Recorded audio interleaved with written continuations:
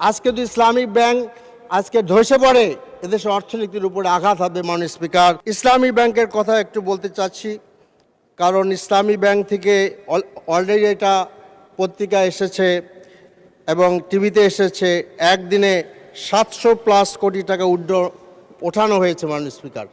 এবং 3 দিনের যে আমি দেখলাম টাকা জমা দেওয়া এবং উইথড্রল যে রিপোর্ট আমি দেখলাম, তাতে দেখা যাচ্ছে যে স্পষ্টভাবে ইসলামী ব্যাংক একটা আপনার নেগেটিভের দিকে যাচ্ছে। এবং আশ্চর্যের ব্যাপার হলো এটা যে বাংলাদেশের শুধুমাত্র সবগুলো প্রাইভেট ইসলামী ব্যাংকে লুটপাট করা হয়েছে। সে লুটপাট করছে কে? এস আলম, তার দোসররা। আজকে ব্যাংক রেজুলেশন 2006 সংশোধনের মাধ্যমে আমাদের মাননীয় অর্থমন্ত্রীর কথায় জানালা খুলে দেওয়া হয়েছে। মাননীয় স্পিকার, আমি দেখতে পাচ্ছি ওই জানালা দিয়ে সম্ভবত এস আলম এসে পড়বে।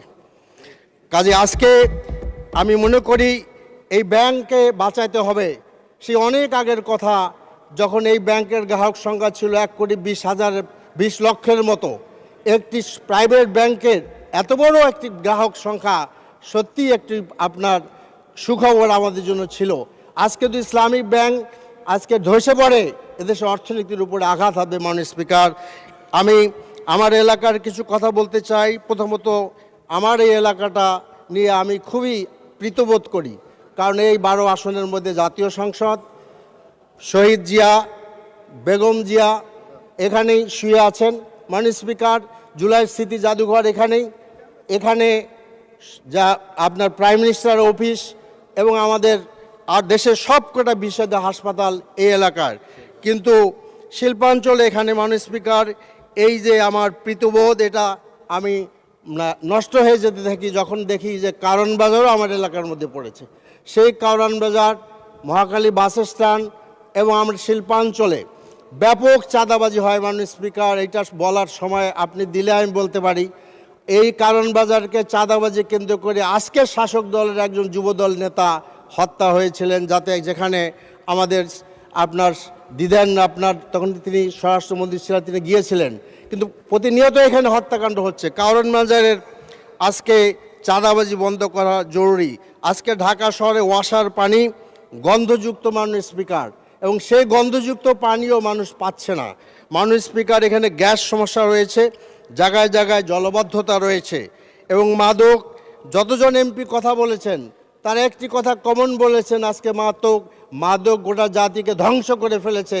সম্মিলিতভাবে এই মাদকের হাত থেকে আমাদের তরুণ সমাজকে বাঁচাতে হবে। মাননীয় স্পিকার, আজকে আর আমার এলাকায় Tejgaon bus stand, Tejgaon truck stand, Tejgaon truck স্ট্যান্ডের আপনার ট্রাকের ব্যাপারে, সেই স্ট্যান্ডের ব্যাপারে উদ্যোগ নেওয়া হয়েছিল, সফল হয় নাই। আজকে তেজগাঁর প্রত্যেকটি ঘরের মানুষের বাসার বাড়ির সামনে কাভার্ড ব্যান্ড চলে গিয়েছে। কাজে আমি প্রস্তাব করতে চাচ্ছি যে there should be a very very modern truck stand করতে হবে, যেখানে ড্রাইভার এবং হেল্পারদের আপনার ফিজিক্যাল ফ্যাসিলিটি থাকতে হবে। তা নইলে কিছুদিন পরে তেজগাঁর শিল্পাঞ্চল লোকেরা বাড়ির থেকে বেরোতে পারবে না। আজকে আরেকটি কথা দরকার বলতে চাচ্ছি যে গার্বেজ ব্যবস্থাপনা। মাননীয় স্পিকার, এটা স্থানীয় সরকার মন্ত্রণালয়ের অধীনে। ঢাকা শহরের গার্বেজ ব্যবস্থাপনা অত্যন্ত সেকেলে এবং বাড়ির থেকে আর উন্মুক্ত পদ্ধতিতে এই সমস্ত নিয়ে আসা হয়। ঢাকা শহরের চারিদিকে আপনার এই গার্বেজ স্টেশন করা হয়েছে, জমা রাখা হয়েছে ডাম্পিং স্টেশন, যেগুলো আসলে কুকুর, বিড়াল আর কাকের আড্ডাখানা আর টোকাইদের আড্ডাখানায় পরিণত হচ্ছে। মাননীয় speaker, this should be change. এবং ফার্মগেট এলাকায় এবং কারণ বাজারে যে হকাররা আছে, আমি আলাপ করে দেখেছি তার কেউ 40 বছর পর্যন্ত ব্যবসা করে। আমি বলতে চাই, there should be a develop কারণ বাজার, একটি ক্লিন কারণ বাজার, নিট কারণ বাজার। মাননীয় স্পিকার, এই চাঁদাবাজি বন্ধ করার একমাত্র উপায় হলো যে এই সমস্ত ছোট ছোট ব্যবসায়ীদের জন্য একটি উন্নত মানের বাজার ব্যবস্থা করে তোলা। আমি খুব শীঘ্রই প্রস্তাব আমি পেশ করবো ইনশাআল্লাহ।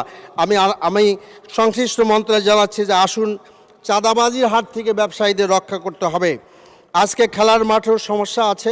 মাননীয় স্পিকার, সেই সব আমাদের এলাকায়, আমাদের এই ঢাকা 12তে খেলার মাঠ অপ্রতুল, সেগুলোর ব্যাপারে ফ্যাসিলিটেট করা দরকার।